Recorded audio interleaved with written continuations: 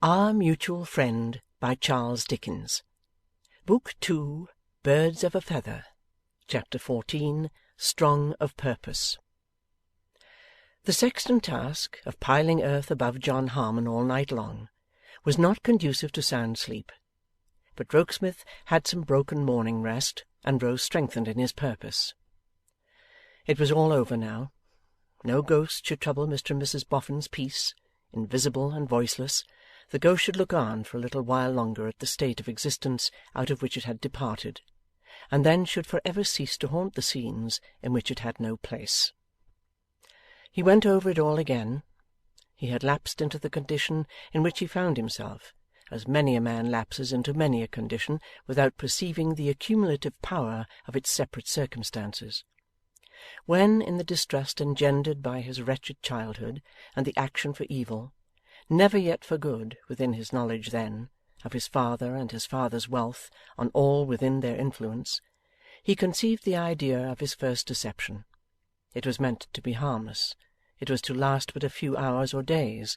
It was to involve in it only the girl so capriciously forced upon him, and upon whom he was so capriciously forced. And it was honestly meant well towards her. For if he had found her unhappy in the prospect of that marriage, through her heart inclining to another man or for any other cause, he would seriously have said, "This is another of the old perverted uses of the misery-making money. I will let it go to my and my sister's only protectors and friends." When the snare into which he fell so outstripped his first intention, as that he found himself placarded by the police authorities upon the London walls for dead, he confusedly accepted the aid that fell upon him, without considering how firmly it must seem to fix the Boffins in their accession to the fortune. When he saw them, and knew them, and even from his vantage ground of inspection could find no flaw in them, he asked himself, "And shall I come to life to dispossess such people as these?" There was no good to set against the putting of them to that hard proof. He had heard from Bella's own lips, when he stood tapping at the door on that night of his taking the lodgings, that the marriage would have been on her part thoroughly mercenary. He had since tried her, in his own unknown person and supposed station, and she not only rejected his advances, but resented them. Was it for him to have the shame of buying her, or the meanness of punishing her? Yet, by coming to life and accepting the condition of the inheritance, he must do the former, and by coming to life and rejecting it, he must do the latter.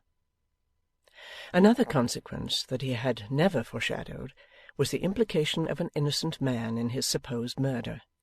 He would obtain complete retraction from the accuser, and set the wrong right, but clearly the wrong could never have been done if he had never planned a deception.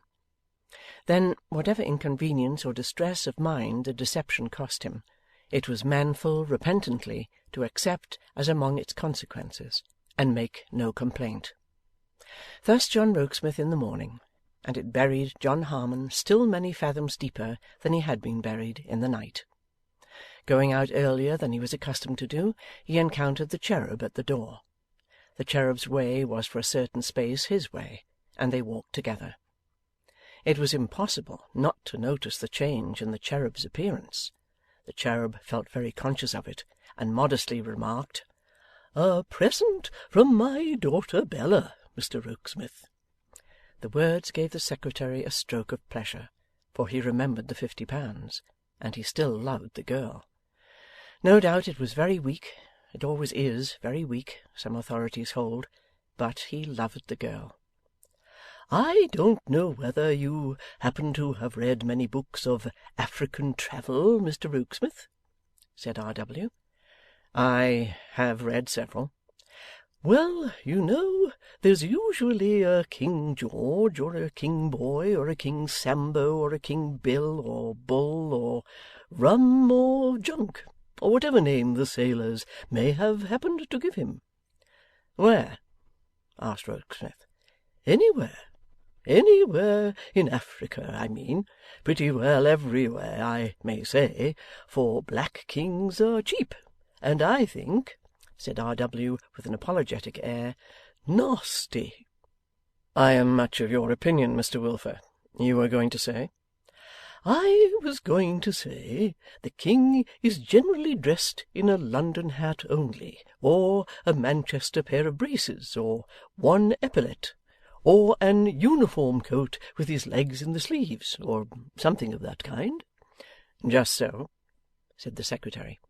'In confidence, I assure you, Mr Rokesmith,' observed the cheerful cherub, 'that when more of my family were at home and to be provided for, I used to remind myself immensely of that king. You have no idea, as a single man, of the difficulty I have had in wearing more than one good article at a time.' 'I can easily believe it, Mr Wilfer.' 'I only mention it,' said R. W., in the warmth of his heart, 'as a proof of the amiable, delicate, and considerate affection of my daughter Bella. If she had been a little spoilt, I couldn't have thought so very much of it under the circumstances, but no, not a bit, and she is so very pretty. I hope you agree with me in finding her very pretty, Mr Rokesmith?' 'Certainly I do. Every one must.' 'I hope so,' said the cherub. 'Indeed, I have no doubt of it. This is a great advancement for her in life, Mr Rokesmith, a great opening of her prospects.' 'Miss Wilfer could have no better friends than Mr and Mrs Boffin.' 'Impossible,' said the gratified cherub. 'Really, I begin to think things are very well as they are. If Mr John Harmon had lived—' 'He is better dead,' said the secretary. 'No, I won't go so far as to say that,' urged the cherub, a little remonstrant against the very decisive and unpitying tone. 'But he mightn't have suited Bella, or Bella mightn't have suited him, or 50 things. Whereas now I hope she can choose for herself.' 'Has she, as you place the confidence in me of speaking on the subject, you will excuse my asking, has she, perhaps, chosen?' faltered the secretary. 'Oh dear no,' returned R. W. 'Young ladies sometimes,' Rokesmith hinted, 'choose without mentioning their choice to their fathers.' 'Not in this case, Mr Rokesmith. Between my daughter Bella and me there is a regular league and covenant of confidence. It was ratified only the other day. The ratification dates from these,' said the cherub, giving a little pull at the lapels of his coat and the pockets of his trousers. 'Oh no, she is not chosen. To be sure, young George Sampson, in the days when Mr John Harmon—' 'Who I wish had never been born,' said the secretary, with a gloomy brow. R. W. looked at him with surprise, as thinking he had contracted an unaccountable spite against the poor deceased, and continued, 'In the days when Mr John Harmon was being sought out, young George Sampson certainly was hovering about Bella, and Bella let him hover. But it never was seriously thought of, and it's still less than ever to be thought of now. For Bella is ambitious, Mr Rokesmith, and I think I may predict will marry fortune. This time, you see, she will have the person and the property before her together, and will be able to make her choice with her eyes open. This is my road. I am very sorry to part company so soon. Good morning, sir.' The secretary pursued his way, not very much elevated in spirits by this conversation, and arriving at the Boffin mansion, found Betty Higden waiting for him. 'I should thank you kindly, sir,' said Betty, 'if I might make so bold as have a word or two with you.' She should have as many words as she liked, he told her, and took her into his room, and made her sit down. ''Tis concerning Sloppy, sir,' said Betty, 'and that's how I come here by myself. Not wishing him to know what I'm a going to say to you, I got the start of him early, and walked up.' 'You have wonderful energy,' returned Rokesmith. 'You are as young as I am.' Betty Higden gravely shook her head. 'I am strong for my time of life, sir, but not young, thank the Lord. Are you thankful for not being young? Yes, sir. If I was young, it would all have to be gone through again, and the end would be a weary way off, don't you see? But never mind me, 'tis concerning Sloppy. And what about him, Betty? 'Tis just this, sir. It can't be reasoned out of his head by any powers of mine, but what that he can do right by your kind lady and gentleman, and do his work for me, both together. Now he can't. To give himself up to being put in the way of earning a good living and getting on, he must give me up. Well, he won't. I respect him for it, said Rokesmith. Do ye, sir? I don't know but what I do myself. Still, that don't make it right to let him have his way. So, as he won't give me up, I'm a-going to give him up. How, Betty? I'm a-going to run away from him. With an astonished look at the indomitable old face and the bright eyes, the secretary repeated, Run away from him? Yes, sir, said Betty, with one nod. And in the nod, and in the firm set of her mouth, there was a vigour of purpose not to be doubted. Come, come, said the secretary, we must talk about this. Let us take our time over it, and try to get at the true sense of the case and the true course by degrees. Now, look here, my dear, returned old Betty, asking your excuse for being so familiar, but being of a time of life almost to be your grandmother, twice over. Now, look here. 'Tis a poor living, and a hard, as is to be got out of this work that I'm a-doing now, and but for Sloppy, I don't know as I should have held to it this long, but it did just keep us on the two together. Now that I'm alone, with even Johnny gone, I'd far sooner be upon my feet and tiring of myself out than a sitting folding and folding by the fire. And I'll tell you why. There's a deadness steals over me at times, that the kind of life favours and I don't like.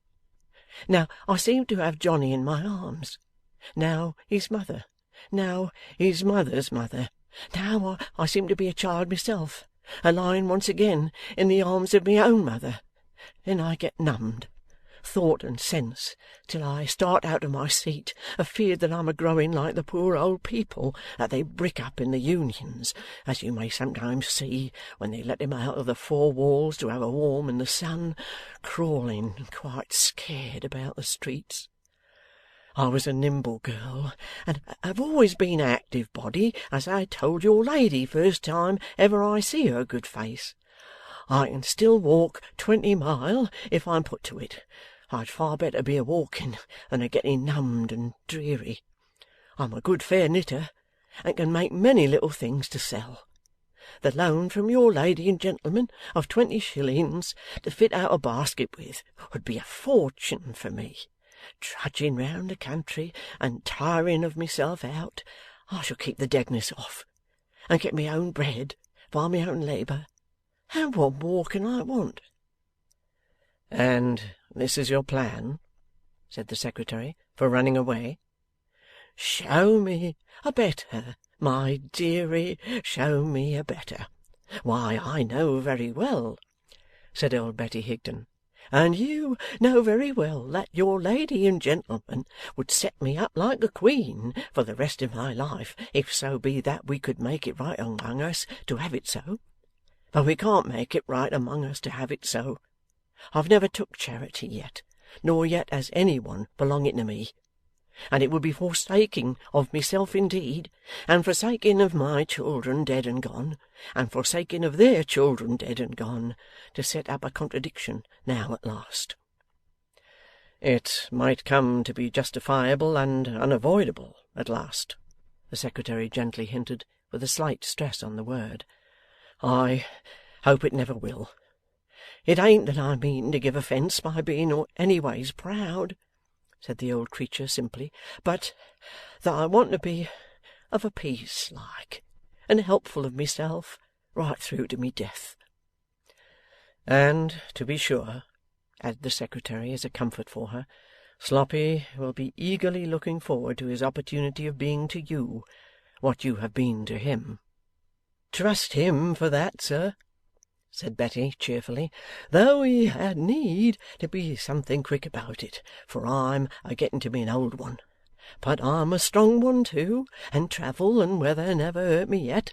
Now, be so kind as to speak for me to your lady and gentleman, and tell 'em what I ask of their good friendliness to let me do, and why I ask it.'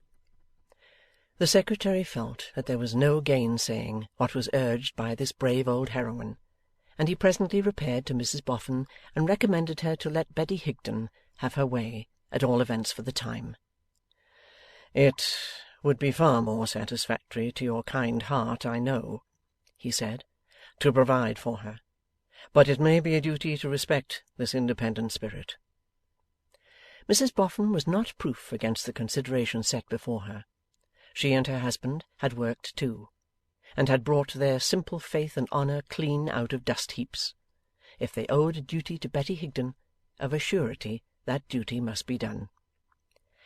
'But, Betty,' said Mrs Boffin, when she accompanied John Rokesmith back to his room, and shone upon her with the light of her radiant face, 'granted all else, I think I wouldn't run away.' ''Twould come easier to Sloppy,' said Mrs Higden, shaking her head. ''Twould come easier to me too. But 'tis as you please.' 'When would you go?' 'Now,' was the bright and ready answer. 'To-day, my dearie. To-morrow. Bless ye, I'm used to it. I know many parts of the country well. When nothing else was to be done, I have worked in many a market garden afore now, and in many a hop garden too.' 'If I give my consent to your going, Betty, which Mr Rokesmith thinks I ought to do,' Betty thanked him with a grateful curtsy, 'we must not lose sight of you. We must not let you pass out of our knowledge. We must know all about you.' 'Yes, my dearie, but not through letter writing, because letter writing, indeed writing of most sorts, hadn't much come up for such as me when I was young. But I shall be to and fro. No fear of my missing a chance of giving myself a sight of your reviving face. Besides,' said Betty, with logical good faith, 'I shall have a debt to pay off by littles, and naturally that would bring me back, if nothing else would.' 'Must it be done?' asked Mrs Boffin, still reluctant, of the Secretary. 'I think it must.' After more discussion, it was agreed that it should be done, and Mrs Boffin summoned Bella to note down the little purchases that were necessary to set Betty up in trade. 'Don't ye be timorous for me, my dear,' said the staunch old heart, observant of Bella's face. 'When I take my seat with my work, clean and busy and fresh, in a country market-place, I shall turn a sixpence, as sure as ever a farmer's wife there.' The Secretary took that opportunity of touching on the practical question of Mr Sloppy's capabilities. 'He would have made a wonderful cabinet-maker,' said Mrs Higden, 'if there had been the money to put him to it.' She had seen him handle tools that he had borrowed to mend the mangle, or to knock a broken piece of furniture together, in a surprising manner. As to constructing toys for the minders out of nothing, he had done that daily. And once as many as a dozen people had got together in the lane to see the neatness with which he fitted the broken pieces of a foreign monkey's musical instrument. 'That's well,' said the Secretary. 'It will not be hard to find a trade for him.' John Harmon being buried under mountains now, the Secretary that very same day set himself to finish his affairs and have done with him. He drew up an ample declaration, to be signed by Rogue Riderhood, knowing he could get his signature to it by making him another and much shorter evening call, and then considered to whom should be given the document. To Hexam's son or daughter? Resolved speedily to the daughter. But it would be safer to avoid seeing the daughter, because the son had seen Julius Handford, and he could not be too careful. There might possibly be some comparison of notes between the son and daughter, which would awake slumbering suspicion, and lead to consequences. I might even, he reflected, be apprehended as having been concerned in my own murder. Therefore, best to send it to the daughter under cover by the post. Pleasant Riderhood had undertaken to find out where she lived, and it was not necessary that it should be attended by a single word of explanation. So far, straight. But all that he knew of the daughter he derived from Mrs Boffin's accounts of what she heard from Mr Lightwood, who seemed to have a reputation for his manner of relating a story, and to have made this story quite his own. It interested him, and he would like to have the means of knowing more, as, for instance, that she received the exonerating paper, and that it satisfied her.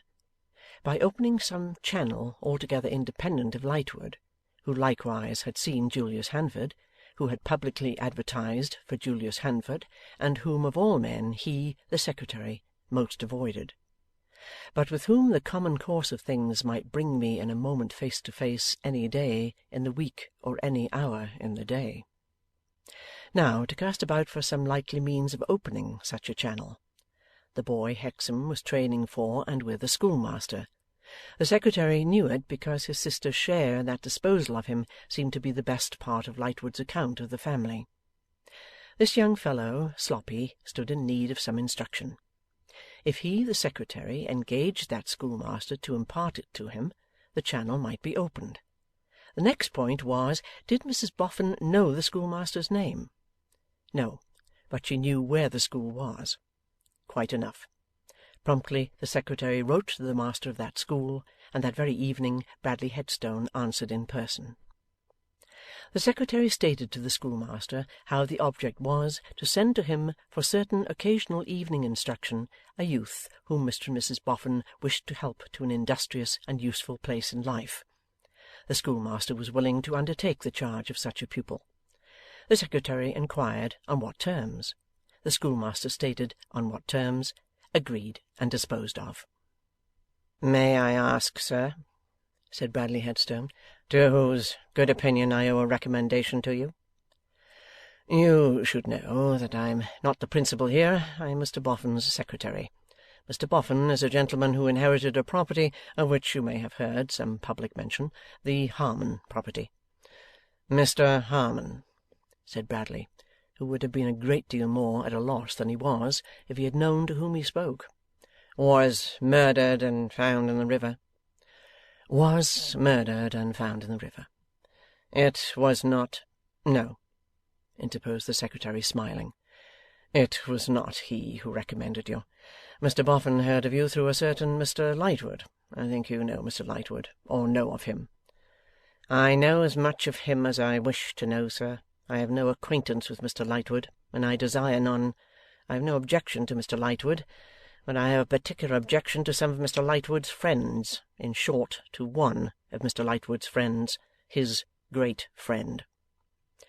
He could hardly get the words out even then and there, so fierce did he grow, though keeping himself down with an infinite pains of repression, when the careless and contemptuous bearing of Eugene Wrayburn rose before his mind. The secretary saw there was a strong feeling here on some sore point, and he would have made a diversion from it, but for Bradley's holding to it in his cumbersome way. "I have no objection to mention the friend by name," he said doggedly. "The person I object to is Mr Eugene Wrayburn." The secretary remembered him. In his disturbed recollection of that night when he was striving against the drugged drink, there was but a dim image of Eugene's person, but he remembered his name, and his manner of speaking, and how he had gone with them to view the body, and where he had stood, and what he had said. "Pray, Mr Headstone, what is the name?" he asked again, trying to make a diversion, "of young Hexam's sister." "Her name is Lizzie," said the schoolmaster, with a strong contraction of his whole face. "She is a young woman of a remarkable character, is she not?" "She is sufficiently remarkable to be very superior to Mr Eugene Wrayburn, though an ordinary person might be that," said the schoolmaster, and I hope you will not think it impertinent in me, sir, to ask why you put the two names together.' 'By mere accident,' returned the secretary. 'Observing that Mr Wrayburn was a disagreeable subject with you, I tried to get away from it, though not very successfully, it would appear.' 'Do you know Mr Wrayburn, sir?' 'No.' 'Then perhaps the names cannot be put together on the authority of any representation of his.' 'Certainly not.' 'I took the liberty to ask,' said Bradley, after casting his eyes on the ground, 'because he is capable of making any representation, in the swaggering levity of his insolence. I hope you will not misunderstand me, sir. I am much interested in this brother and sister, and the subject awakens very strong feelings within me. Very, very strong feelings.' With a shaking hand, Bradley took out his handkerchief and wiped his brow.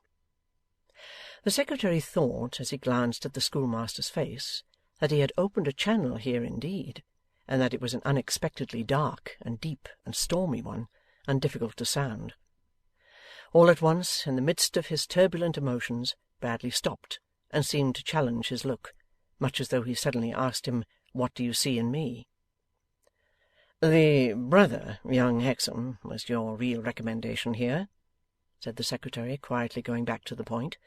'Mr and Mrs Boffin happening to know, through Mr Lightwood, that he was your pupil, anything that I ask respecting the brother and sister, or either of them, I ask for myself, out of my own interest in the subject, and not in my official character, or on Mr Boffin's behalf. How I come to be interested, I need not explain. You know the father's connection with the discovery of Mr Harmon's body.'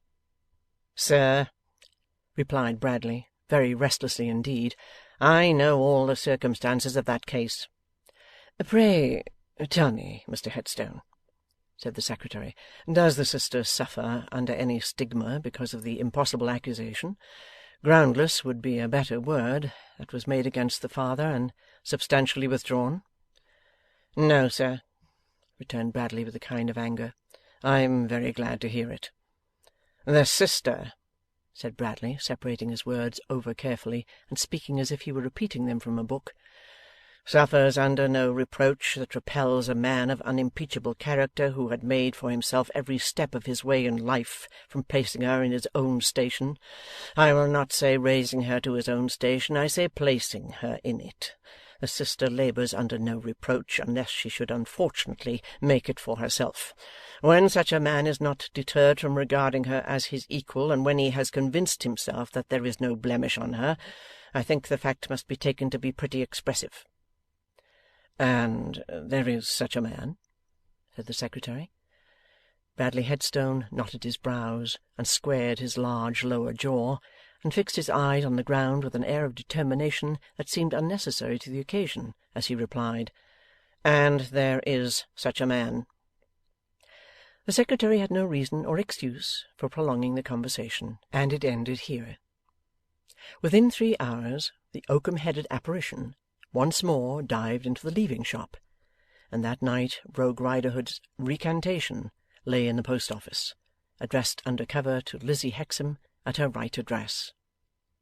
All these proceedings occupied John Rokesmith so much that it was not until the following day that he saw Bella again. It seemed then to be tacitly understood between them that they were to be as distantly easy as they could, without attracting the attention of Mr and Mrs Boffin to any marked change in their manner. The fitting out of old Betty Higden was favourable to this, as keeping Bella engaged and interested, and as occupying the general attention. 'I think,' said Rokesmith, when they all stood about her while she packed her tidy basket, except Bella, who was busily helping on her knees at the chair on which it stood, 'that at least you might keep a letter in your pocket, Mrs Higden, which I would write for you and date from here, merely stating, in the names of Mr and Mrs Boffin, that they are your friends. I won't say patrons, because they wouldn't like it.' 'No, no, no,' said Mr Boffin. 'No patronising. Let's keep out of that, whatever we come to.' 'There's more than enough of that about without us, ain't there, Noddy?' said Mrs Boffin. 'I believe you, old lady,' returned the Golden Dustman. 'Overmuch indeed.' 'But people sometimes like to be patronized, don't they, sir?' asked Bella, looking up. 'I don't.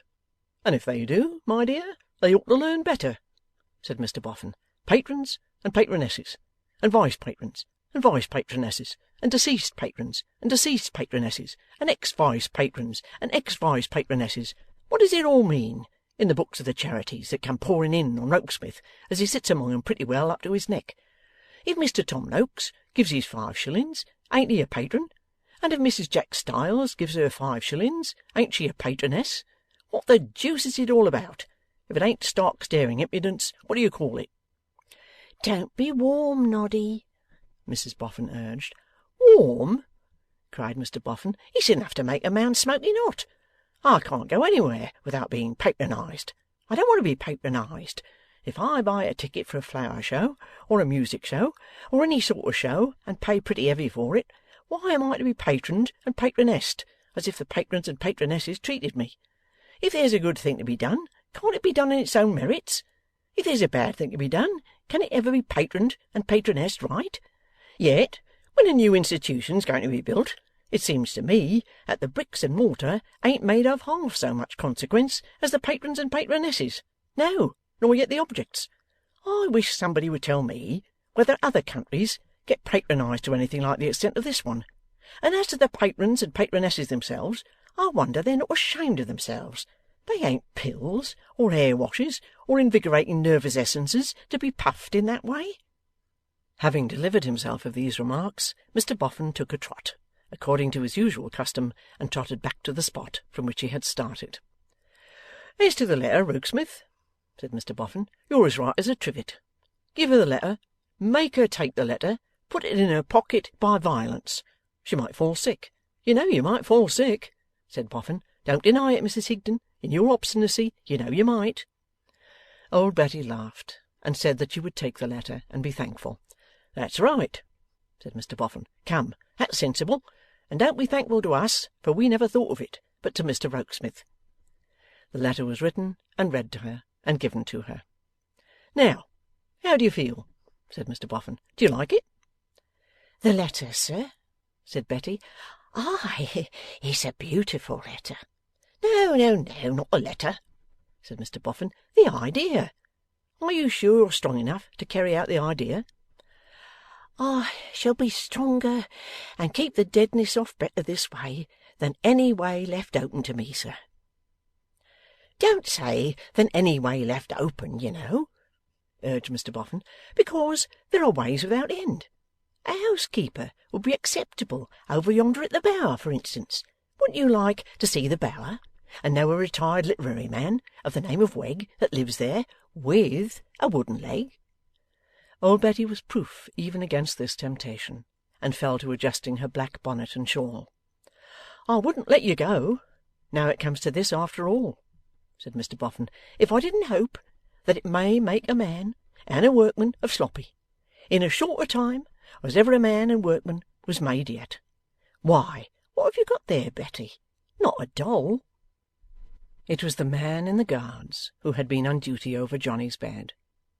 The solitary old woman showed what it was, and put it up quietly in her dress. Then she gratefully took leave of Mrs Boffin, and of Mr Boffin, and of Rokesmith, and then put her old withered arms round Bella's young and blooming neck, and said, repeating Johnny's words, 'A kiss for the boofer lady.' The secretary looked on from a doorway at the boofer lady thus encircled, and still looked on at the boofer lady standing alone there, when the determined old figure with its steady bright eyes was trudging through the streets, away from paralysis and pauperism. End of Book 2, Chapter 14. Our Mutual Friend, by Charles Dickens. Book 2, Birds of a Feather. Chapter 15. The Whole Case so Far. Bradley Headstone held fast by that other interview he was to have with Lizzie Hexam. In stipulating for it, he had been impelled by a feeling little short of desperation, and the feeling abided by him.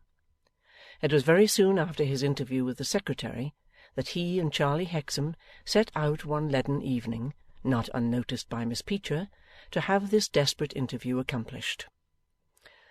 'That doll's dressmaker,' said Bradley, 'is favourable neither to me nor to you, Hexam.' 'A pert, crooked little chit, Mr Headstone. I knew she'd put herself in the way if she could, and would be sure to strike in with something impertinent.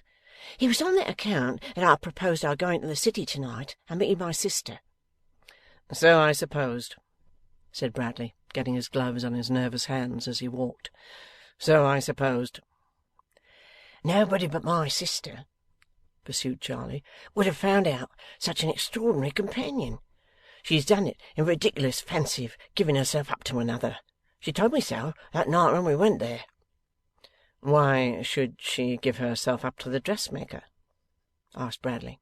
'Oh,' said the boy, colouring, 'one of her romantic ideas. I tried to convince her so, but I didn't succeed.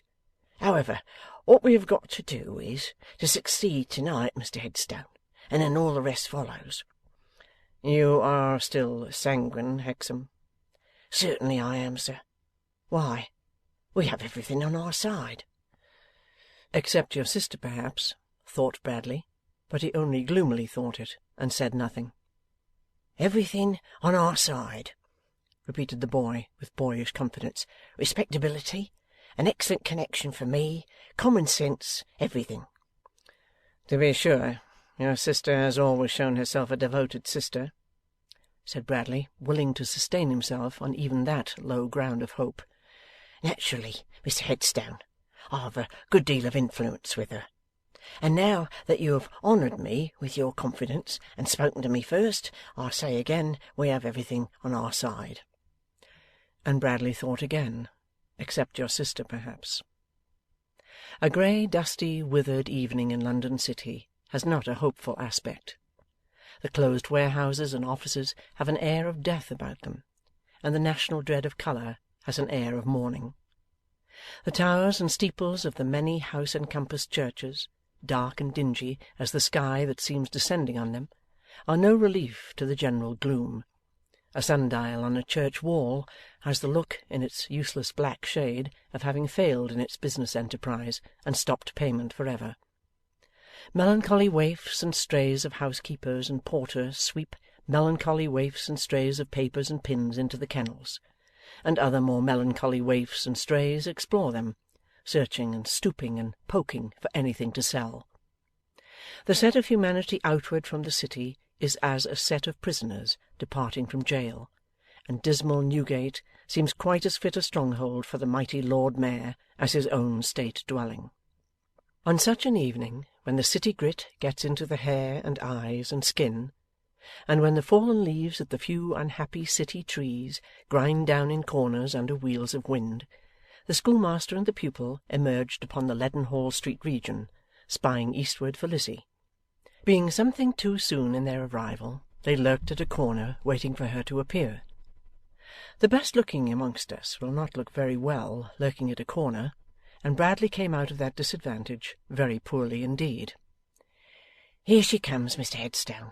Let us go forward and meet her.' As they advanced, she saw them coming, and seemed rather troubled, but she greeted her brother with the usual warmth, and touched the extended hand of Bradley. 'Why, where are you going, Charley dear?' she asked him then. 'Nowhere. We came on purpose to meet you.' 'To meet me, Charley?' 'Yes. We're going to walk with you. But don't let us take the great leading streets, where everyone walks, and we can't hear ourselves speak. Let us go by the quiet back ways. Here's a large paved court by this church, and quiet too. Let us go up here.' 'But it's not in the way, Charley.' 'Yes, it is,' said the boy petulantly. 'It's in my way, and my way is yours.' She had not released his hand, and still holding it, looked at him with a kind of appeal. He avoided her eyes, under pretence of saying, 'Come along, Mr Headstone.' Bradley walked at his side, not at hers, and the brother and sister walked hand in hand.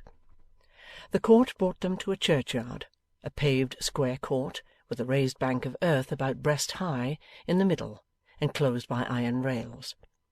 Here, conveniently and healthfully elevated above the level of the living, were the dead, and the tombstones, some of the latter droopingly inclined from the perpendicular, as if they were ashamed of the lies they told. They paced the whole of this place once, in a constrained and uncomfortable manner, when the boy stopped and said, "Lizzie, Mr Headstone has something to say to you. I don't wish to be an interruption either to him or to you, and so I'll go and take a little stroll and come back. I know in a general way what Mr Headstone intends to say, and I very highly approve of it, as I hope, and indeed I do not doubt, you will.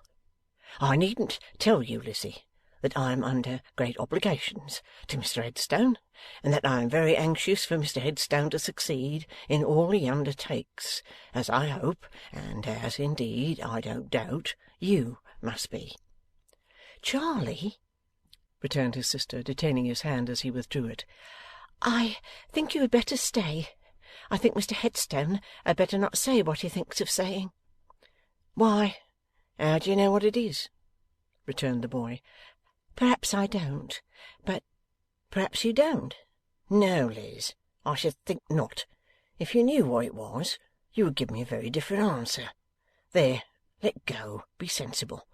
I wonder you don't remember that Mr Headstone is looking on." She allowed him to separate himself from her, and he, after saying, "Now, Liz, be a rational girl and a good sister," walked away. She remained standing alone with Bradley Headstone, and it was not until she raised her eyes that he spoke. "I said," he began, "when I saw you last, that there was something unexplained which might perhaps influence you. I have come this evening to explain it. I hope you will not judge of me by my hesitating manner when I speak to you. You see me at my greatest disadvantage. It is most unfortunate for me that I wish you to see me at my best, and that I know you see me at my worst." She moved slowly on when he paused, and he moved slowly on beside her. "It seems egotistical to begin by saying so much about myself," he resumed, "but whatever I say to you seems, even in my own ears, below what I want to say, and different from what I want to say. I can't help it. So it is. You are the ruin of me." She started at the passionate sound of the last words, and at the passionate action of his hands with which they were accompanied. "Yes, you are the ruin of me.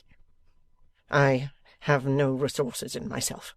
I have no confidence in myself. I have no government of myself when you are near me or in my thoughts. And you are always in my thoughts now. I have never been quit of you since I first saw you. Oh, that was a wretched day for me. That was a wretched, miserable day." A touch of pity for him mingled with her dislike of him, and she said, "Mr Headstone, I am grieved to have done you any harm, but I have never meant it." "There!" he cried despairingly. "Now I seem to have reproached you, instead of revealing to you the state of my own mind. Bear with me. I am always wrong when you are in question. It is my doom." Struggling with himself, and by times looking up at the deserted windows of the houses as if there could be anything written in their grimy panes that would help him, he paced the whole pavement at her side before he spoke again. "I must try to give expression to what is in my mind. It shall and must be spoken. Though you see me so confounded, though you strike me so helpless, I ask you to believe that there are many people who think well of me, that there are some people who highly esteem me, that I have, in my way, won a station which is considered worth winning." "Surely, Mr Headstone, I do believe it. Surely I have always known it from Charley." "I ask you to believe that if I were to offer my home such as it is, my station such as it is, my affections such as they are, to any one of the best considered, and best qualified, and most distinguished among the young women engaged in my calling, they would probably be accepted, even readily accepted.' 'I do not doubt it,' said Lizzie, with her eyes upon the ground. 'I have sometimes had it in my thought to make that offer, and to settle down, as many men of my class do. I, on the one side of a school, my wife on the other, both of us interested in the same work.' 'Why have you not done so?' asked Lizzie Hexam. 'Why do you not do so?' 'Far better that I never did. The only one grain of comfort I have had these many weeks,' he said, always speaking passionately, and, when most emphatic, repeating that former action of his hands, which was like flinging his heart's blood down before her in drops upon the pavement stones. 'The only one grain of comfort I have had these many weeks is, that I never did. For if I had, and if the same spell had come upon me for my ruin, I know I should have broken that tie asunder, as if it had been a thread.' She glanced at him with a glance of fear, and a shrinking gesture. He answered as if she had spoken.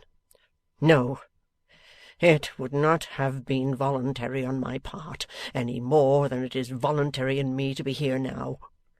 You draw me to you. If I were shut up in a strong prison, you would draw me out. I should break through the wall to come to you. If I were lying on a sick bed, you would draw me up to stagger to your feet and fall there.' The wild energy of the man, now quite let loose, was absolutely terrible. He stopped and laid his hand upon a piece of the coping of the burial-ground enclosure, as if he would have dislodged the stone. 'No man knows, till the time comes, what depths are within him. To some men it never comes. Let them rest and be thankful. To me you brought it. On me you forced it. And the bottom of this raging sea,' striking himself upon the breast, 'has been heaved up ever since.' 'Mr Headstone, I have heard enough. Let me stop you here. It will be better for you, and better for me. Let us find my brother.' 'Not yet. It shall and must be spoken. I have been in torments ever since I stopped short of it before. You are alarmed. It is another of my miseries that I cannot speak to you or speak of you without stumbling at every syllable, and that I let the cheque go altogether and run mad. Here is a man lighting the lamps. He will be gone directly. I entreat of you, let us walk round this place again. You have no reason to look alarmed. I can restrain myself, and I will.' She yielded to the entreaty. How could she do otherwise? And they paced the stones in silence. One by one the lights leaped up, making the cold grey church tower more remote, and they were alone again. He said no more until they had regained the spot where he had broken off. There, he again stood still, and again grasped the stone. In saying what he said then, he never looked at her, but looked at it, and wrenched at it. 'You know what I am going to say. I love you. What other men may mean when they use that expression I cannot tell. What I mean is that I am under the influence of some tremendous attraction which I have resisted in vain, and which overmasters me. You could draw me to fire. You could draw me to water. You could draw me to the gallows. You could draw me to any death. You could draw me to anything I have most avoided. You could draw me to any exposure and disgrace. This and the confusion of my thoughts, so that I am fit for nothing, is what I mean by your being the ruin of me. But if you would return a favourable answer to my offer of myself in marriage, you could draw me to any good, every good, with equal force. My circumstances are quite easy, and you would want for nothing. My reputation stands quite high, and would be a shield for yours. If you saw me at my work, able to do it well and respected in it, you might even come to take a sort of pride in me. I would try hard that you should. Whatever considerations I may have thought of against this offer, I have conquered, and I make it with all my heart.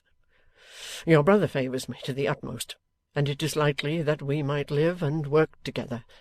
Anyhow, it is certain that he would have my best influence and support. I don't know what I could say more if I tried. I might only weaken what is ill enough said as it is.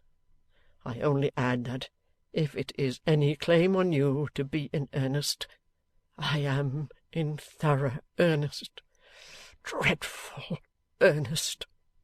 The powdered mortar from under the stone at which he wrenched rattled on the pavement to confirm his words. 'Mr Headstone.' 'Stop! I implore you, before you answer me, to walk round this place once more. It will give you a minute's time to think, and me a minute's time to get some fortitude together.' Again she yielded to the entreaty, and again they came back to the same place, and again he worked at the stone. 'Is it,' he said, with his attention apparently engrossed by it, 'yes or no?' 'Mr Headstone, I thank you sincerely. I thank you gratefully, and hope you may find a worthy wife before long, and be very happy. But it is no.' 'Is no short time necessary for reflection? No weeks or days?' he asked, in the same half-suffocated way. 'None whatever.' 'Are you quite decided? And is there no chance of any change in my favour?' 'I am quite decided, Mr Headstone, and I am bound to answer, I am certain there is none.' 'Then,' said he, suddenly changing his tone and turning to her, and bringing his clenched hand down upon the stone with a force that laid the knuckles raw and bleeding, 'then I hope that I may never kill him.' The dark look of hatred and revenge with which the words broke from his livid lips, and with which he stood holding out his smeared hand as if it held some weapon and had just struck a mortal blow, made her so afraid of him that she turned to run away. But he caught her by the arm. 'Mr Headstone, let me go. Mr Headstone, I must call for help.' 'It is I who should call for help,' he said. 'You don't know yet how much I need it.' The working of his face, as she shrank from it, glancing round for her brother and uncertain what to do, might have extorted a cry from her in another instant. But all at once he sternly stopped it and fixed it, as if death itself had done so. 'There! You see, I have recovered myself. Hear me out.' With much of the dignity of courage, as she recalled her self-reliant life and her right to be free from accountability to this man, she released her arm from his grasp and stood looking full at him. She had never been so handsome in his eyes. A shade came over them while he looked back at her, as if she drew the very light out of them to herself. 'This time at least, I will leave nothing unsaid,' he went on, folding his hands before him, clearly to prevent his being betrayed into any impetuous gesture. 'This last time at least, I will not be tortured with afterthoughts of a lost opportunity. Mr Eugene Wrayburn.' 'Was it of him you spoke in your ungovernable rage and violence?' Lizzie Hexam demanded with spirit. He bit his lip and looked at her, and said never a word. 'Was it Mr Wrayburn that you threatened?' He bit his lip again, and looked at her, and said never a word. 'You asked me to hear you out, and you will not speak. Let me find my brother.' 'Stay. I threatened no one.' Her look dropped for an instant to his bleeding hand. He lifted it to his mouth, wiped it on his sleeve, and again folded it over the other. 'Mr Eugene Wrayburn,' he repeated. 'Why do you mention that name again and again, Mr Headstone?' 'Because it is the text of the little I have left to say. Observe. There are no threats in it. If I utter a threat, stop me, and fasten it upon me. Mr Eugene Wrayburn.' A worse threat than was conveyed in his manner of uttering the name could hardly have escaped him. 'He haunts you. You accept favours from him. You are willing enough to listen to him. I know it as well as he does.' 'Mr Wrayburn has been considerate and good to me, sir,' said Lizzie proudly, 'in connection with the death and with the memory of my poor father.' 'No doubt. He is, of course, a very considerate and a very good man, Mr Eugene Wrayburn.' 'He is nothing to you, I think,' said Lizzie, with an indignation she could not repress. 'Oh, yes, he is. There you mistake. He is much to me.' 'What can he be to you?' 'He can be a rival to me, among other things,' said Bradley. 'Mr Headstone,' returned Lizzie with a burning face, 'it is cowardly in you to speak to me in this way, but it makes me able to tell you that I do not like you, and that I have never liked you from the first, and that no other living creature has anything to do with the effect you have produced upon me for yourself.' His head bent for a moment, as if under a weight, and he then looked up again, moistening his lips. 'I was going on with the little I had left to say. I knew all this about Mr Eugene Wrayburn, all the while you were drawing me to you. I strove against the knowledge, but quite in vain. It made no difference in me. With Mr Eugene Wrayburn in my mind, I went on. With Mr Eugene Wrayburn in my mind, I spoke to you just now.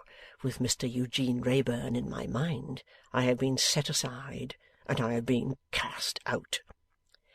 'If you give those names to my thanking you for your proposal and declining it, is it my fault, Mr Headstone?' said Lizzie, compassionating the bitter struggle he could not conceal, almost as much as she was repelled and alarmed by it. 'I am not complaining,' he returned. 'I am only stating the case. I had to wrestle with my self-respect when I submitted to be drawn to you in spite of Mr Wrayburn. You may imagine how low my self-respect lies now.' She was hurt and angry, but repressed herself in consideration of his suffering, and of his being her brother's friend. 'And it lies under his feet,' said Bradley, unfolding his hands in spite of himself, and fiercely motioning with them both towards the stones of the pavement. 'Remember that. It lies under that fellow's feet, and he treads upon it and exults above it.' 'He does not,' said Lizzie. 'He does,' said Bradley. 'I have stood before him face to face, and he crushed me down in the dirt of his contempt, and walked over me. Why? Because he knew with triumph what was in store for me tonight.' 'Oh, Mr Headstone, you talk quite wildly.' 'Quite collectedly.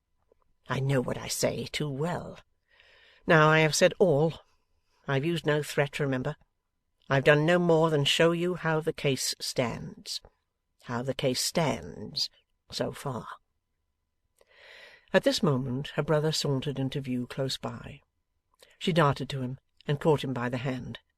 Bradley followed, and laid his heavy hand on the boy's opposite shoulder. 'Charley Hexam, I am going home. I must walk home by myself to-night, and get shut up in my room without being spoken to.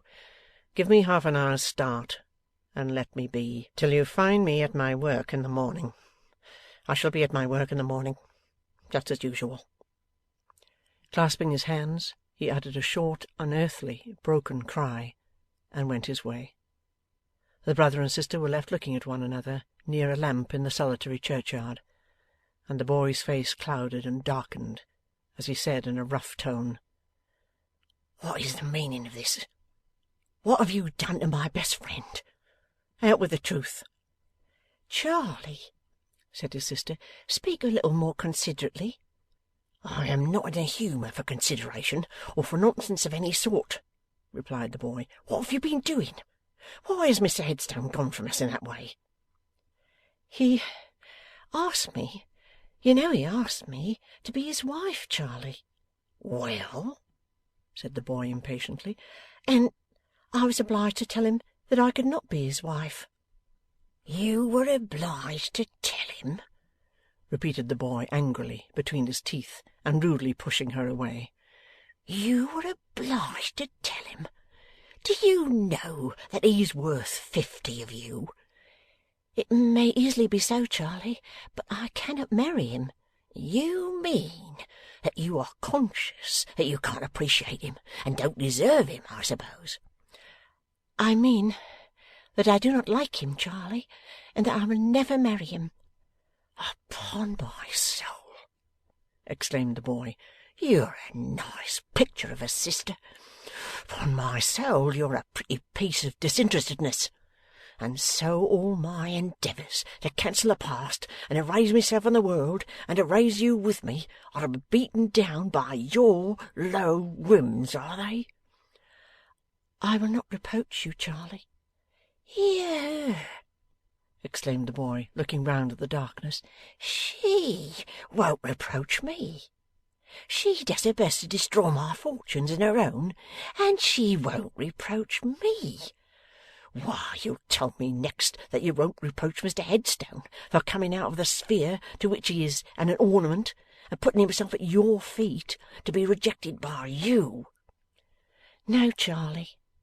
I will only tell you, as I told him myself, that I thank him for doing so, and I am sorry he did so, and that I hope he will do much better and be happy. Some touch of compunction smote the boy's hardening heart as he looked upon her. His patient little nurse in infancy, his patient friend, adviser, and reclaimer in boyhood, the self-forgetting sister who had done everything for him. His tone relented, and he drew her arm through his. Now, come, Liz, don't let us quarrel. Let us be reasonable and talk this over like brother and sister. Will you listen to me? Oh, Charley, she replied through her starting tears, do I not listen to you and hear many hard things? Then I'm sorry. There, Liz, I'm unfeignedly sorry. Only you do put me out so. Now see, Mr. Headstone is perfectly devoted to you. He has told me in the strongest manner that he has never been his old self for one single minute since I first brought him to see you. Miss Peecher, our schoolmistress, pretty and young and all that, is known to be very much attached to him, and he won't so much as look at her or hear of her. Now, his devotion to you must be a disinterested one, mustn't it? If he married Miss Peecher, he would be a great deal better off in all worldly respects than in marrying you. Well, then, he has nothing to get by it, has he? Nothing, heaven knows. Very well, then, said the boy. That's something in his favour, and a great thing. Then I come in. Mr. Headstone has always got me on, and he has a good deal in his power, and of course if he was my brother-in-law he wouldn't get me on less, but would get me on more. Mr. Headstone comes and confides in me in a very delicate way, and says, I hope my marrying your sister will be agreeable to you, Hexam, and useful to you.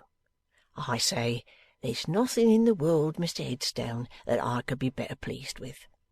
Mr. Headstone says, then I may rely upon your intimate knowledge of me for your good word with your sister, Hexam. And I say, certainly, Mr. Headstone, and naturally I have a good deal of influence with her. So I have, haven't I, Liz? Yes, Charley. Well said. Now, you see, we begin to get on. The moment we begin to be really talking it over like brother and sister. Very well. Then you come in. As Mr. Headstone's wife, you will be occupying a most respectable station, and you will be holding a far better place in society than you hold now, and you would at length get quit of the riverside and the old disagreeables belonging to it, and you'll be rid for good of dolls' dressmakers and their drunken fathers and the like of that. Not that I want to disparage Miss Jenny Wren. I dare say she's all very well in her way, but her way is not your way, as Mr. Headstone's wife. Now, you see, Liz, on all three accounts, on Mr. Headstone's, on mine, on yours, nothing could be better or more desirable. They were walking slowly as the boy spoke, and here he stood still to see what effect he had made. His sister's eyes were fixed upon him, but as they showed no yielding, and as she remained silent, he walked her on again.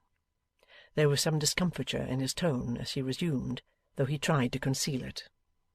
Having so much influence with you, Liz, as I have, perhaps I should have done better to have had a little chat with you in the first instance, before Mr Headstone spoke for himself. But really, all this in his favour seemed so plain and undeniable. I knew you to have always been so reasonable and sensible, I didn't consider it worth while. Very likely that was a mistake of mine. However, it's soon set right. All that need be done to set it right is for you to tell me at once, that I may go home and tell Mr Headstone that what has taken place is not final, and that it will all come round by and by. He stopped again. The pale-face looked anxiously and lovingly at him, but she shook her head. Can't you speak? Said the boy sharply. I am very unwilling to speak, Charley. If I must, I must. I cannot authorise you to say any such thing to Mr Headstone. I cannot allow you to say any such thing to Mr Headstone. Nothing remains to be said to him from me after what I have said for good and all to-night. And this girl, cried the boy, contemptuously throwing her off again, calls herself a sister. Charley, dear, that is the second time that you've almost struck me. Don't be hurt by my words. I don't mean, heaven forbid, that you intended it, but you hardly know with what a sudden swing you removed yourself from me. However, said the boy, taking no heed of the remonstrance, and pursuing his own mortified disappointment, I know what this means, and you shall not disgrace me. It means what I've told you, Charley, and nothing more. That's not true, said the boy in a violent tone, and you know it's not. It means your precious Mr Wrayburn. That's what it means. Charley, if you remember any old days of ours together, forbear. But you shall not disgrace me, doggedly pursued the boy. I am determined that after I have climbed up out of the mire, you shall not pull me down. You can't disgrace me if I have nothing to do with you, and I will have nothing to do with you for the future. Charley, on many a night like this, and many a worse night, I have sat on the stones of the street, hushing you in my arms. Unsay those words without even saying you are sorry for them, and my arms are open to you still, and so is my heart. I'll not unsay them. I'll say them again. You are an inveterately bad girl, and a false sister, and I've done with you. For ever I have done with you. He threw up his ungrateful and ungracious hand, as if it set up a barrier between them, and flung himself upon his heel and left her. She remained impassive on the same spot, silent and motionless, until the striking of the church clock roused her, and she turned away. But then, with the breaking up of her immobility, came the breaking up of the waters that the cold heart of the selfish boy had frozen, and, "Oh, that I were lying here with the dead!" and, "Oh, Charley, Charley, that this should be the end of our pictures in the fire!" were all the words she said, as she laid her face in her hands on the stone coping. A figure passed by, and passed on, but stopped and looked round at her. It was the figure of an old man with a bowed head, wearing a large brimmed, low-crowned hat and a long-skirted coat. After hesitating a little, the figure turned back, and, advancing with an air of gentleness and compassion, said, "Pardon me, young woman, for speaking to you, but you are under some distress of mind. I cannot pass upon my way and leave you weeping here alone, as if there was nothing in the place. Can I help you?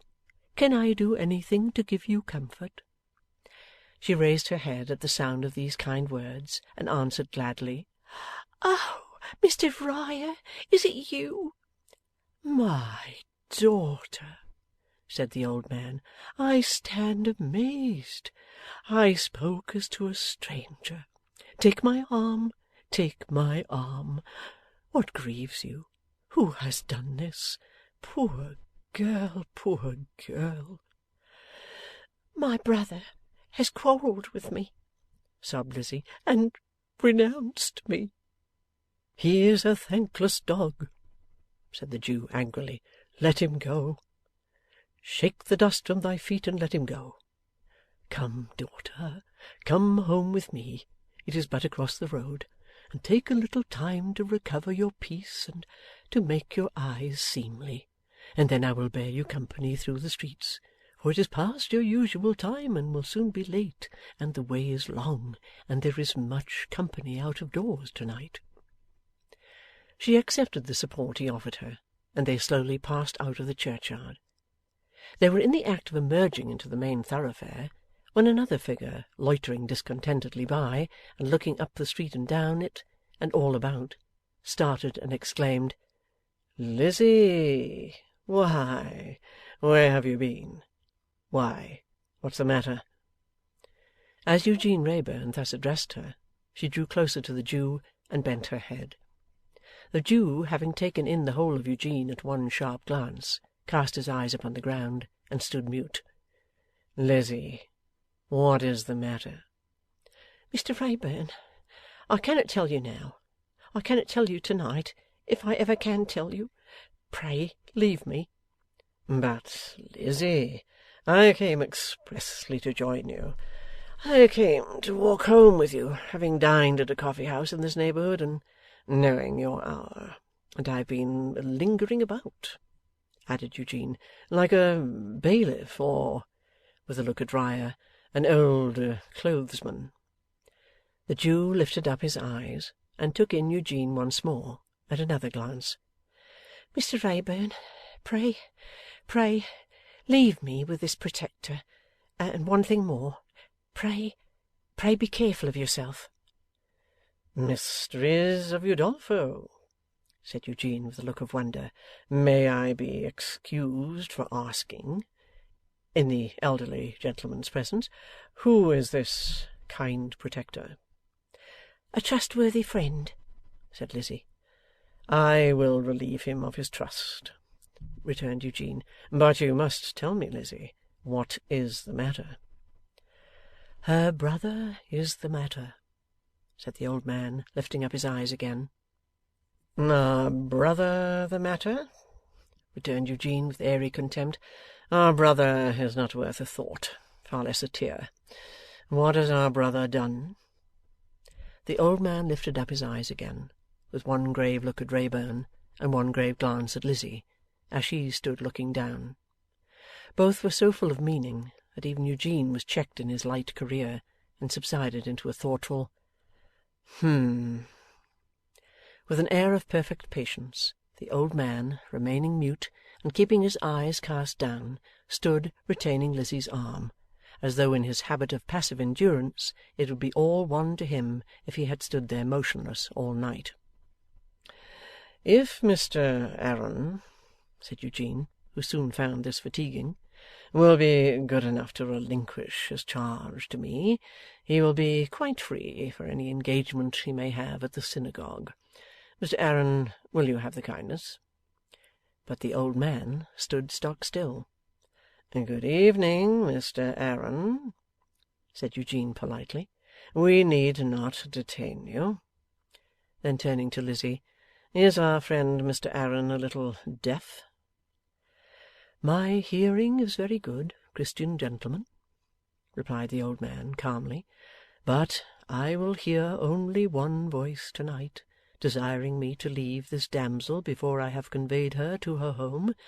If she requests it, I will do it. I will do it for no one else.' 'May I ask why so, Mr Aaron?' said Eugene, quite undisturbed in his ease. 'Excuse me. If she asks me, I will tell her,' replied the old man. 'I will tell no one else.' 'I do not ask you,' said Lizzie, 'and I beg you to take me home. Mr Wrayburn, I have had a bitter trial to-night, and I hope you'll not think me ungrateful, or mysterious, or changeable. I am neither. I am wretched. Pray remember what I said to you. Pray Pray take care.' 'My dear Lizzie,' he returned in a low voice, bending over her on the other side. 'Of what? Of whom?' 'Of any one you have lately seen and made angry.' He snapped his fingers and laughed. 'Come,' said he, 'since no better may be, Mr Aaron and I will divide this trust, and see you home together. Mr Aaron on that side, I on this. If perfectly agreeable to Mr Aaron, the escort will now proceed.' He knew his power over her. He knew that she would not insist upon his leaving her. He knew that, her fears for him being aroused, she would be uneasy if he were out of her sight. For all his seeming levity and carelessness, he knew whatever he chose to know of the thoughts of her heart. And going on at her side, so gaily, regardless of all that had been urged against him, so superior in his sallies and self-possession to the gloomy constraint of her suitor and the selfish petulance of her brother, so faithful to her, as it seemed, when her own stock was faithless, what an immense advantage, what an overpowering influence were his that night! Add to the rest, poor girl, that she had heard him vilified for her sake, and that she had suffered for his, and wear the wonder that his occasional tones of serious interest, setting off his carelessness as if it were assumed to calm her, that his lightest touch, his lightest look, his very presence beside her in the dark common street, were like glimpses of an enchanted world, which it was natural for jealousy and malice and all meanness to be unable to bear the brightness of, and to gird at as bad spirits might. Nothing more being said of repairing to Riah's, they went direct to Lizzie's lodging. A little short of the house door, she parted from them, and went in alone. 'Mr Aaron,' said Eugene, when they were left together in the street, 'with many thanks for your company, it remains for me unwillingly to say farewell.' 'Sir,' returned the other, 'I give you good night, and I wish that you were not so thoughtless.' 'Mr Aaron,' returned Eugene, 'I give you good night, and I wish, for you are a little dull, that you were not so thoughtful.' But now that his part was played out for the evening, and when in turning his back upon the Jew he came off the stage, he was thoughtful himself. 'How did Lightwood's Catechism run?' he murmured, as he stopped to light his cigar. 'What is to come of it? What are you doing? Where are you going? We shall soon know now. Ah!' with a heavy sigh. The heavy sigh was repeated as if by an echo, an hour afterwards, when Riah, who had been sitting on some dark steps in a corner over against the house, arose and went his patient way, stealing through the streets in his ancient dress, like the ghost of a departed time. End of Book 2, Chapter 15. Our Mutual Friend, by Charles Dickens. Book 2, Birds of a Feather, Chapter 16, An Anniversary Occasion. The estimable Twemlow, dressing himself in his lodgings over the stable yard in Duke Street, St James's, and hearing the horses at their toilet below, finds himself on the whole in a disadvantageous position, as compared with the noble animals at livery. For whereas, on the one hand, he has no attendant to slap him soundingly and require him in gruff accents to come up and come over, still, on the other hand, he has no attendant at all, and the mild gentleman's finger joints and other joints working rustily in the morning, he could deem it agreeable even to be tied up by the countenance at his chamber door, so he were there skilfully rubbed down and slushed and sluiced and polished and clothed, while himself taking merely a passive part in these trying transactions. How the fascinating Tippins gets on when arraying herself for the bewilderment of the senses of men, is known only to the Graces and her maid. But perhaps even that engaging creature, though not reduced to the self-dependence of Twemlow, could dispense with a good deal of the trouble attendant on the daily restoration of her charms, seeing that as to her face and neck this adorable divinity is, as it were, a diurnal species of lobster, throwing off a shell every forenoon, and needing to keep in a retired spot until the new crust hardens. Howbeit, Twemlow doth at length invest himself with collar and cravat, and wristbands to his knuckles, and goeth forth to breakfast. And to breakfast with whom but his near neighbours, the Lammells of Sackville Street, who have imparted to him that he will meet his distant kinsman, Mr Fledgeby. The awful Snigsworth might taboo and prohibit Fledgeby, but the peaceable Twemlow reasons, if he is my kinsman, I didn't make him so, and to meet a man is not to know him. It is the first anniversary of the happy marriage of Mr and Mrs Lammle, and the celebration is a breakfast, because a dinner on the desired scale of sumptuosity cannot be achieved within less limits than those of the non-existent palatial residence of which so many people are madly envious. So Twemlow trips with not a little stiffness across Piccadilly, sensible of having once been more upright in figure and less in danger of being knocked down by swift vehicles. To be sure, that was in the days when he hoped for leave from the dread Snigsworth to do something, or be something, in life, and before that magnificent Tartar issued the ukase, as he will never distinguish himself, he must be a poor gentleman pensioner of mine, and let him hereby consider himself pensioned. Ah, my Twemlow, say, little feeble grey personage, what thoughts are in thy breast to-day, of the fancy, so still to call her, who bruised thy heart when it was green, and thy head brown, and whether it be better or worse, more painful or less, to believe in the fancy to this hour, than to know her for a greedy armour-plated crocodile, with no more capacity of imagining the delicate and sensitive and tender spot behind thy waistcoat, than of going straight at it with a knitting needle.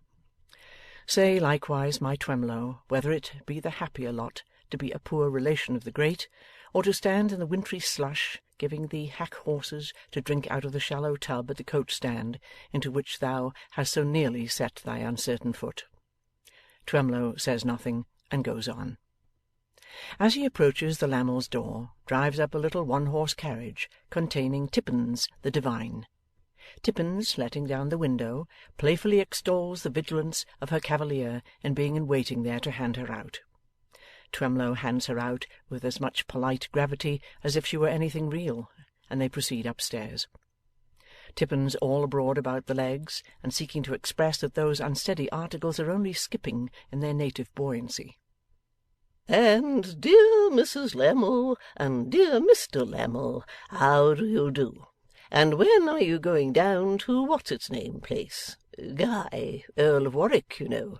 What is it, Dun Cow, to claim the flitch of bacon?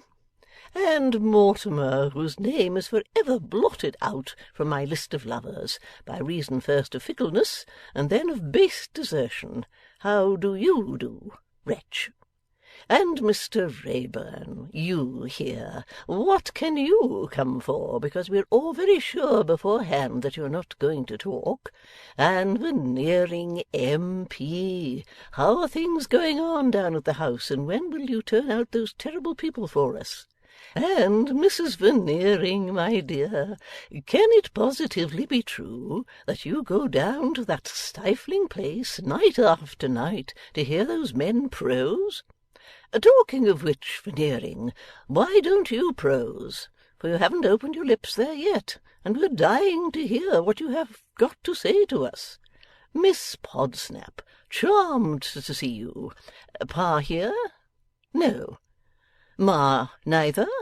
Oh. Mr Boots, delighted. Mr Brewer. This is a gathering of the clans.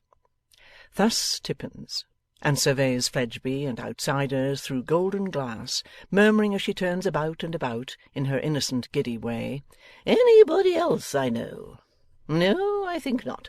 Nobody there, nobody there, nobody anywhere. Mr Lammle, all a-glitter, produces his friend Fledgeby, as dying for the honour of presentation to Lady Tippins. Fledgeby presented, has the air of going to say something, has the air of going to say nothing, has an air successively of meditation, of resignation, and of desolation, backs on Brewer, makes the tour of Boots, and fades into the extreme background, feeling for his whisker as it might have turned up since he was there 5 minutes ago. But Lammle has him out again before he has so much as completely ascertained the bareness of the land. He would seem to be in a bad way, Fledgeby, for Lammle represents him as dying again. He is dying now, of want of presentation to Twemlow. Twemlow offers his hand, glad to see him. 'Your mother, sir, was a connection of mine.' 'I believe so,' says Fledgeby, 'but my mother and her family were too.' 'Are you staying in town?' asked Twemlow. 'I always am,' says Fledgeby. 'You like town,' says Twemlow, but is felled flat by Fledgeby's taking it quite ill and replying, no, he don't like town. Lammle tries to break the force of the fall by remarking that some people do not like town. Fledgeby retorting that he never heard of any such case but his own. Twemlow goes down again, heavily. 'There is nothing new this morning, I suppose?' says Twemlow, returning to the mark with great spirit. Fledgeby has not heard of anything. 'No, there's not a word of news,' says Lammle. 'Not a particle,' adds Boot. 'Not an atom,' chimes in Brewer. Somehow the execution of this little concerted piece appears to raise the general spirits, as with the sense of duty done, and sets the company a-going. Everybody seems more equal than before to the calamity of being in the society of everybody else. Even Eugene, standing in a window, moodily swinging the tassel of a blind, gives it a smarter jerk now, as if he found himself in better case. Breakfast announced. Everything on table showy and gaudy, but with a self-assertingly temporary and nomadic air on the decorations, as boasting that they will be much more showy and gaudy in a palatial residence. Mr Lammle's own particular servant behind his chair, the analytical behind Veneering's chair, instances in point that such servants fall into two classes, one mistrusting the master's acquaintances, and the other mistrusting the master, Mr Lammle's servant of the second class. Appearing to be lost in wonder and low spirits because the police are so long in coming to take his master up on some charge of the first magnitude. Veneering M.P. on the right of Mrs Lammle, Twemlow on her left, Mrs Veneering W.M.P., wife of Member of Parliament, and Lady Tippins on Mr Lammle's right and left. But be sure that well within the fascination of Mr Lammle's eye and smile sits little Georgiana, and be sure that close to little Georgiana, also under inspection by the same gingerous gentleman, sits Fledgeby. Oftener than twice or thrice while breakfast is in progress, Mr Twemlow gives a little sudden turn towards Mrs Lammle, and then says to her, "I beg your pardon." This not being Twemlow's usual way, why is it his way today? Why, the truth is, Twemlow repeatedly labours under the impression that Mrs Lammle is going to speak to him, and turning finds that it is not so, and mostly that she has her eyes upon Veneering. Strange that this impression so abides by Twemlow after being corrected, yet so it is. Lady Tippins, partaking plentifully of the fruits of the earth, including grape juice in the category, becomes livelier, and applies herself to elicit sparks from Mortimer Lightwood. It is always understood among the initiated that that faithless lover must be planted at table opposite to Lady Tippins, who will then strike conversational fire out of him. In a pause of mastication and deglutition, Lady Tippins, contemplating Mortimer, recalls that it was at our dear Veneering's, and in the presence of a party who are surely all here, that he told them his story of the man from somewhere, which afterwards became so horribly interesting and vulgarly popular. "Yes, Lady Tippins," assents Mortimer, "as they say on the stage, even so." "Then we expect you," retorts the charmer, "to sustain your reputation and tell us something else." "Lady Tippins, I exhausted myself for life that day, and there is nothing more to be got out of me." Mortimer parries thus, with a sense upon him that elsewhere it is Eugene and not he who is the jester, and that in these circles where Eugene persists in being speechless, he, Mortimer, is but the double of the friend on whom he has founded himself. "But," quoth the fascinating Tippins, "I am resolved on getting something more out of you. Traitor! What is this I hear about another disappearance?" "As it is you who have heard it," returns Lightwood. Perhaps you'll tell us. Monster away, retorts Lady Tippins. Your own Golden Dustman referred me to you. Mr Lammle, striking in here, proclaims aloud that there is a sequel to the story of the man from somewhere. Silence ensues upon the proclamation.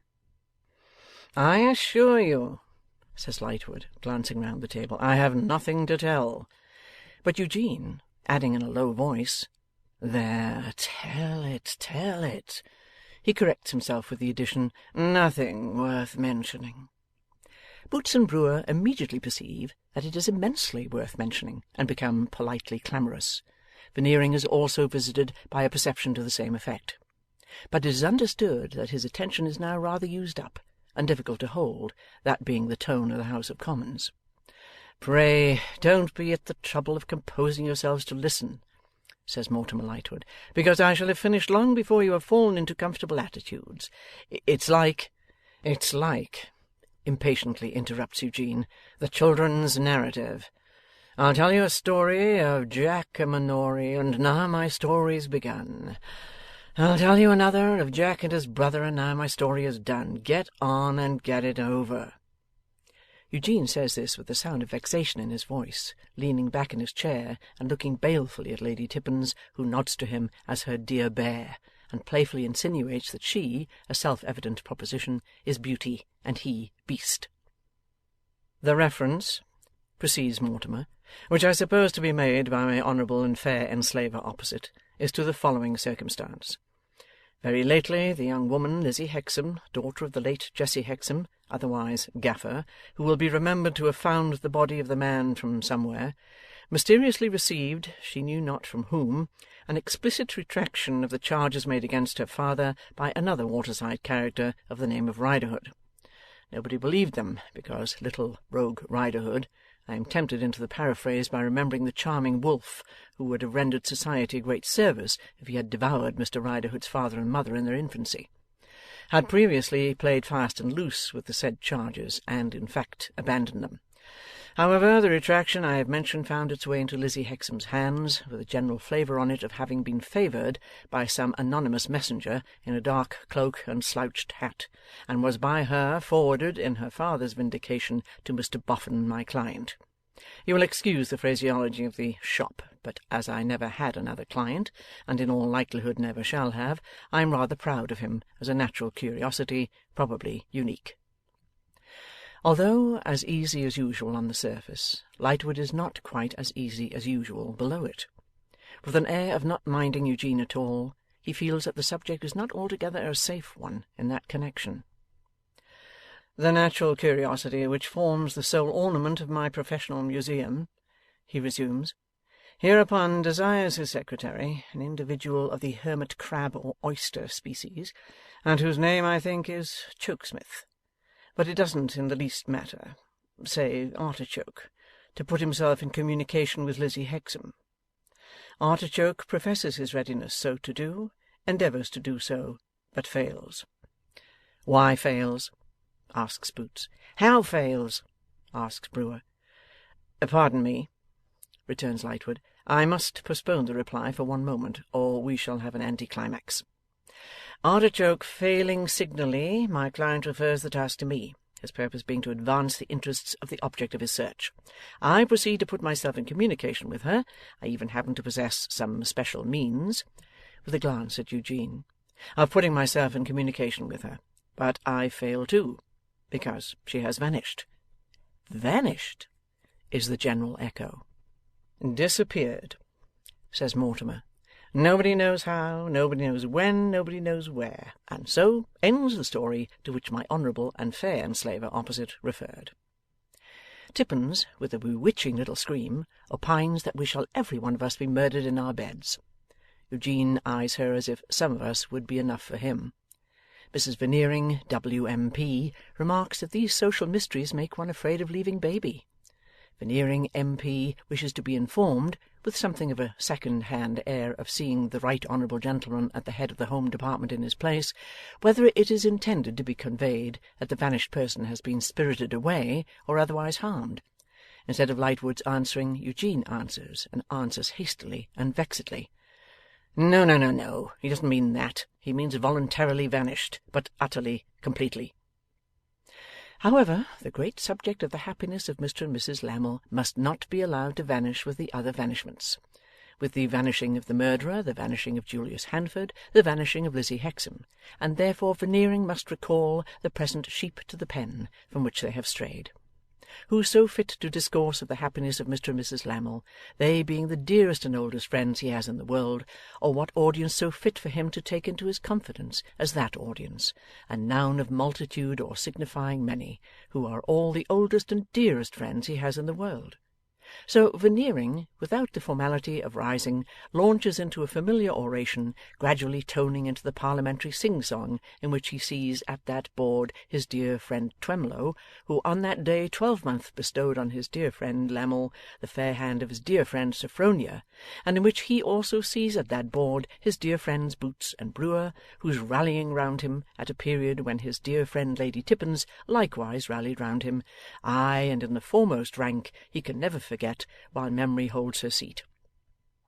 But he is free to confess that he misses from that board his dear old friend Podsnap, though he is well represented by his dear young friend Georgiana, and he further sees at that board, this he announces with pomp, as if exulting in the powers of an extraordinary telescope, his friend Mr Fledgeby, if he will permit him to call him so. For all of these reasons, and many more which he right well knows will have occurred to persons of your exceptional acuteness, he is here to submit to you that the time has arrived when, with our hearts in our glasses, with tears in our eyes, with blessings on our lips, and in a general way with the profusion of gammon and spinach in our emotional larders, we should one and all drink to our dear friends the Lammles, wishing them many years as happy as the last, and many, many friends as congenially united as themselves. And this he will add, that Anastasia Veneering, who is instantly heard to weep, is formed on the same model as her old and chosen friend Sophronia Lammle, in respect that she is devoted to the man who wooed and won her, and nobly discharges the duties of a wife. Seeing no better way out of it, Veneering here pulls up his oratorical Pegasus, extremely short, and plumps down clean over his head with, "Lammle, God bless you." Then Lammle, too much of him every way, pervadingly too much nose of a coarse wrong shape, and his nose in his mind and his manners, too much smile to be real, too much frown to be false, too many large teeth to be visible at once without suggesting a bite. He thanks you, dear friends, for your kindly greeting, and hopes to receive you, it may be on the next of these delightful occasions, in a residence better suited to your claims on the rights of hospitality. He will never forget that at Veneering's he first saw Sophronia. Sophronia will never forget that at Veneering's she first saw him. They spoke of it soon after they were married, and agreed that they would never forget it. In fact, to Veneering they owe their union. They hope to show their sense of this some day. No, no, from Veneering. Oh, yes, yes, and let him rely upon it. They will, if they can. His marriage with Sophronia was not a marriage of interest on either side. She had her little fortune, he had his little fortune. They joined their little fortunes. It was a marriage of pure inclination and suitability. Thank you. Sophronia and he are fond of the society of young people, but he is not sure that their house would be a good house for young people proposing to remain single, since the contemplation of its domestic bliss might induce them to change their minds. He will not apply this to any one present, certainly not to their darling little Georgiana. Again, thank you. Neither, by the by, will he apply it to his friend Fledgeby. He thanks Veneering for the feeling manner in which he referred to their common friend Fledgeby, for he holds that gentleman in the highest estimation. Thank you. In fact, returning unexpectedly to Fledgeby, the better you know him, the more you find in him that you desire to know. Again, thank you. In his dear Sophronia's name, and in his own, thank you. Mrs Lammle has sat quite still, with her eyes cast down upon the tablecloth. As Mr Lammle's address ends, Twemlow once more turns to her involuntarily, not cured yet of that often recurring impression that she is going to speak to him. This time she really is going to speak to him. Veneering is talking with his other next neighbour, and she speaks in a low voice. "Mr Twemlow." He answers, "I beg your pardon, yes?" Still a little doubtful because of her not looking at him. You have the soul of a gentleman, and I know I may trust you. Will you give me the opportunity of saying a few words to you when you come upstairs? Assuredly, I shall be honoured. Don't seem to do so, if you please, and don't think it inconsistent if my manner should be more careless than my words. I may be watched. Intensely astonished, Twemlow puts his hand to his forehead and sinks back in his chair, meditating. Mrs Lammle rises. All rise. The ladies go upstairs. The gentlemen soon saunter after them. Fledgeby has devoted the interval to taking an observation of Boots's whiskers, Brewer's whiskers, and Lammle's whiskers, and considering which pattern of whisker he would prefer to produce out of himself by friction, if the genie of the cheek would only answer to his rubbing. In the drawing-room, groups form as usual. Lightwood, Boots, and Brewer flutter like moths around that yellow wax candle, guttering down, and with some hint of a winding-sheet in it, Lady Tippins. Outsiders cultivate Veneering MP and Mrs Veneering W.M.P. Lammle stands with folded arms, Mephistophelian, in a corner, with Georgiana and Fledgeby. Mrs Lammle, on a sofa by a table, invites Mr Twemlow's attention to a book of portraits in her hand. Mr Twemlow takes his station on a settee before her, and Mrs Lammle shows him a portrait. You have reason to be surprised, she says softly, but I wish you wouldn't look so. Disturbed Twemlow, making an effort not to look so, looks much more so. I think, Mr Twemlow, you never saw that distant connection of yours before today? No, never. Now that you do see him, you see what he is. You are not proud of him? To say the truth, Mrs Lammle, no. If you knew more of him, you would be less inclined to acknowledge him. Here is another portrait. What do you think of it? Twemlow has just presence of mind enough to say aloud, Very like, uncommonly like. You have noticed, perhaps, whom he favours with his attention. You notice where he is now, and how engaged. Yes, but Mr Lammle... She darts a look at him which he cannot comprehend, and shows him another portrait. Very good, is it not? Charming, says Twemlow. So like as to be almost a caricature. Mr Twemlow, it is impossible to tell you what the struggle in my mind has been, before I could bring myself to speak to you as I do now. It is only in the conviction that I may trust you never to betray me, that I can proceed. Sincerely promise me that you never will betray my confidence, that you will respect it even though you may no longer respect me, and I shall be as satisfied as if you had sworn it. Madam, on the honour of a poor gentleman. Thank you. I can desire no more. Mr Twemlow, I implore you to save that child. That child? Georgiana. She will be sacrificed. She will be inveigled and married to that connection of yours. It is a partnership affair, a money speculation. She has no strength of will or character to help herself, and she is on the brink of being sold into wretchedness for life. Amazing, but what can I do to prevent it? Demands Twemlow, shocked and bewildered to the last degree. Here is another portrait, and not good, is it? Aghast at the light manner of her throwing her head back to look at it critically, Twemlow still dimly perceives the expediency of throwing his own head back, and does so, though he no more sees the portrait than if it were in china. Decidedly not good, says Mrs Lammle. Stiff and exaggerated.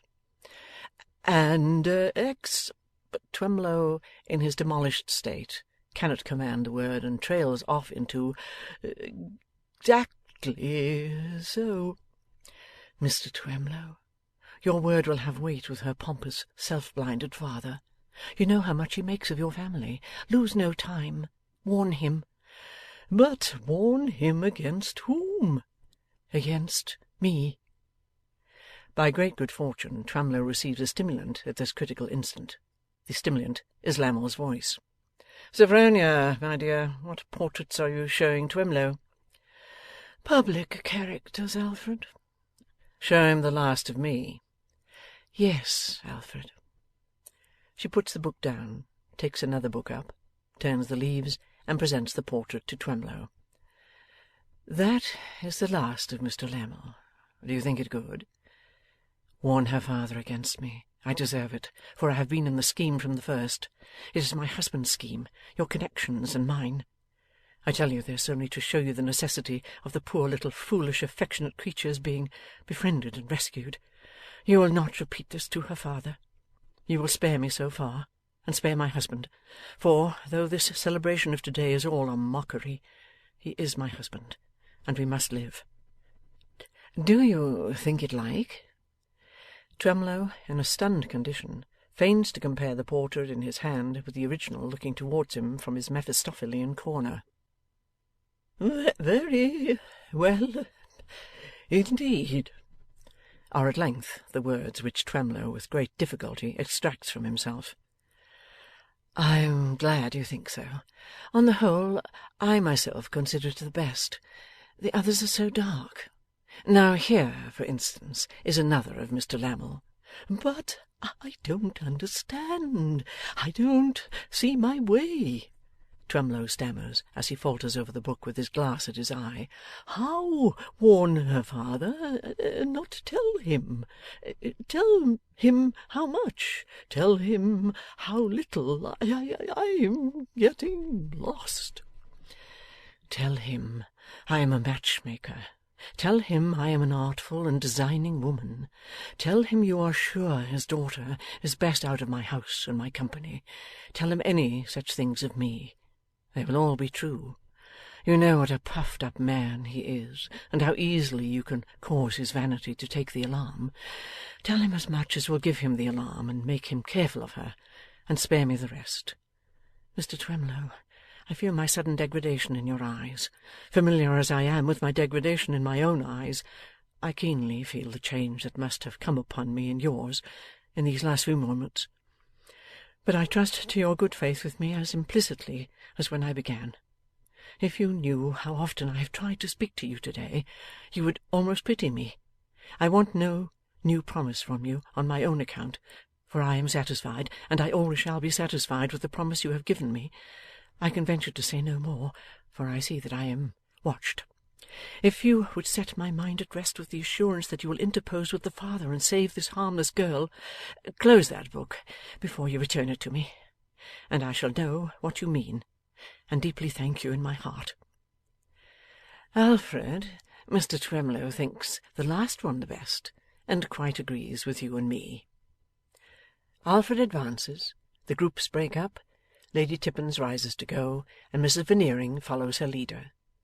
For the moment Mrs Lammle does not turn to them, but remains looking at Twemlow, looking at Alfred's portrait through his eyeglass.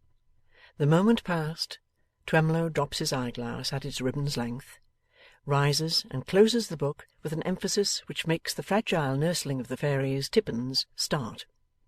Then good-bye, and charming occasion worthy of the golden age, and more about the flitch of bacon and the like of that, and Twemlow goes staggering across Piccadilly with his hand to his forehead, and is nearly run down by a flushed letter-cart, and at last drops safe in his easy chair, innocent good gentleman, with his hand to his forehead still, and his head in a whirl.